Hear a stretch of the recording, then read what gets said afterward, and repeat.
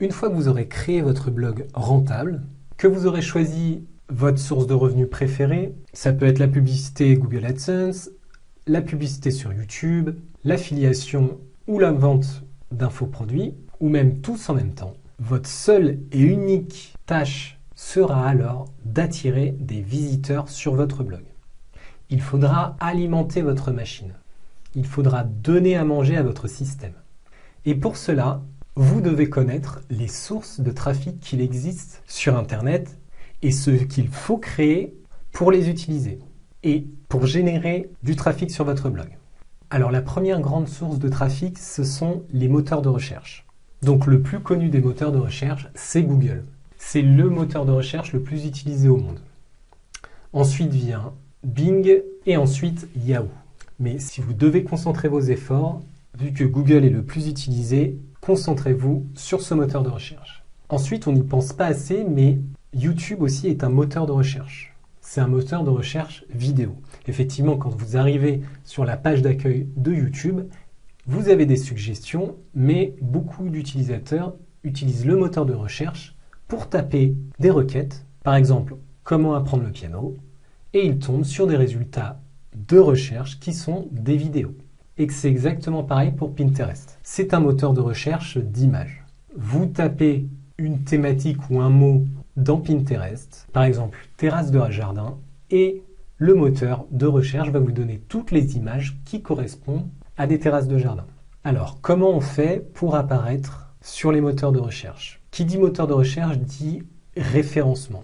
Le référencement, ce sont des techniques d'optimisation de votre site internet s'il s'agit de Google, et de vos vidéos s'il s'agit de YouTube, et de vos images s'il s'agit de Pinterest. Ce sont donc toutes les techniques qui visent à améliorer le positionnement dans les résultats de recherche. Très basiquement, une personne recherche comment faire du piano sur Google. Votre but, ça va être de remonter le plus haut possible dans les résultats de recherche. Si vous êtes à la 100e place, personne ne viendra sur votre site internet. Donc, votre but, ça va être d'optimiser votre blog afin qu'il apparaisse au moins dans le top 10 du classement de Google, de YouTube ou de Pinterest.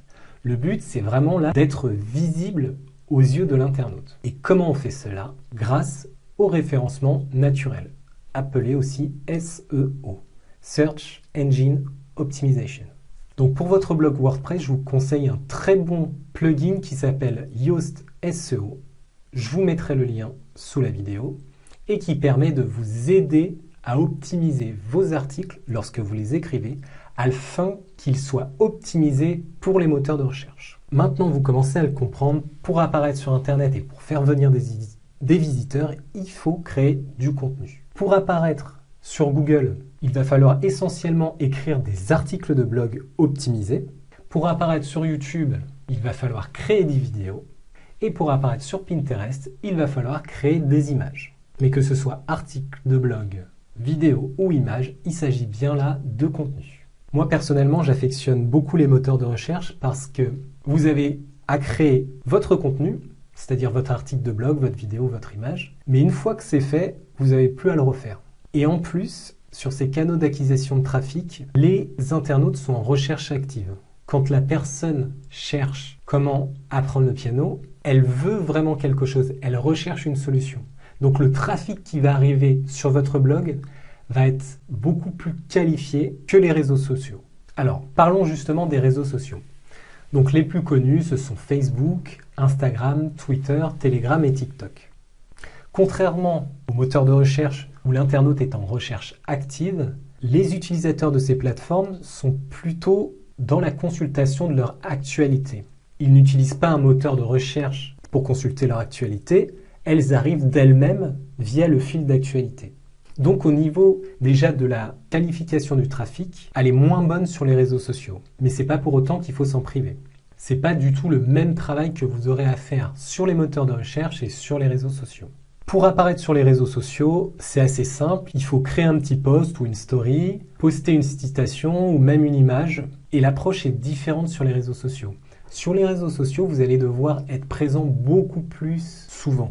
Votre communication sur les réseaux sociaux doit être active alors que vous pouvez être beaucoup plus passif sur les moteurs de recherche. Parce qu'une fois que c'est fait et que c'est référencé et que ça remonte dans les moteurs, vous n'avez plus rien à faire. Vous le savez très bien, lorsque vous postez quelque chose sur Facebook ou Instagram, ça va apparaître sur le fil d'actualité des gens, mais au bout d'1 ou 2 jours, ça a complètement disparu du fil d'actualité des internautes. Donc c'est très éphémère et c'est ce qui vous demande d'être beaucoup plus proactif et régulier dans la création de contenu.